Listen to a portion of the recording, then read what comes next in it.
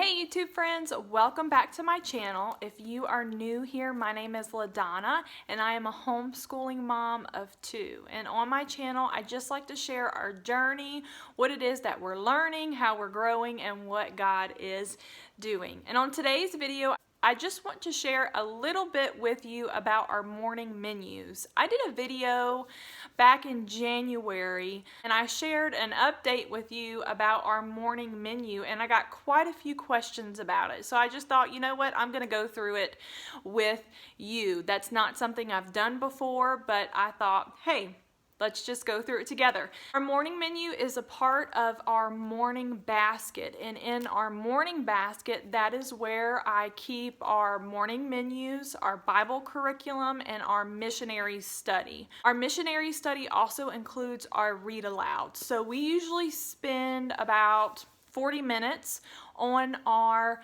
morning basket. But let's just talk about our morning menu. So right here, I have a menu for my son David. And then I have a menu for my daughter. These little cover pages are just cover pages that I made. And these are the menus that have 8 pages. In both of my children's menus, there is a calendar system. Now, I knew that it was important to have some type of calendar time, but I really wasn't sure what that needed to look like. I tried to download different free resources, but they just weren't working.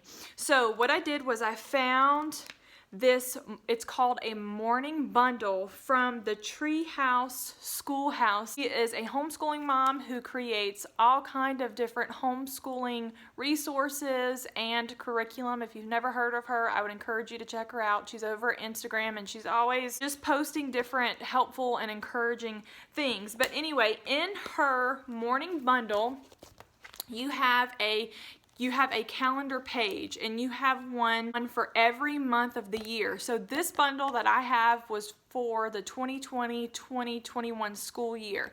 And yes, it did include a calendar page for every month. So that's the only thing that I have to reprint every month, but that's not a problem at all because I really like for them to see the date and where the day falls within the month. What my daughter does, not really my son, he's a 5th grader, but she'll write the month, she'll write the year, and then she'll circle whatever the date is. On the second page, we have a section here that talks about, oh, I hope the glare is not too bad, that talks about what the day is, so they find the date, and then they find the month. And then right here, this is where they write the day of the week, and then they write the full date. And I do have both of them do that just because I think it's really important that they write the date every day. I don't make them date their schoolwork, but I just don't want them to get out of the habit of knowing how to write the date. So they write, you know, today is February 10th, so like today they wrote February 10th, 2021, and then they have to find the time. The next page that came with the bundle was a weather page. So there was a section here for them to circle the weather picture. Then they get to circle a picture for the season, and then they get to circle the temperature. My 5th grader is not necessarily as into this as my 3rd grader is, but hey, it's there if he just feels the need to do it. Since this morning bundle, she has changed it. I'm not exactly sure what the new one looks like. I just think she's made it more functional for her children, and then as she does that, she releases it to those of us who want to purchase it. So on the next page, I'm not going to show you because it is a little personal, but it is like a life skill page, and on that page I have our address, my phone number, and my husband's phone number. So after they get done with their calendar time, both my son and my daughter have to write that out, and we just make that a part of their copy work and memory work because I think that's really important information. You know, when I was in 2nd grade, I knew my house phone number and where I lived, and I just feel like today, you know, just with technology, it's not as much, it's not expected as much as it used to be, but I just really feel like they should know that. So I just put it in their calendar work, and it works. So anyway, on the next page, here's a section for prayer requests.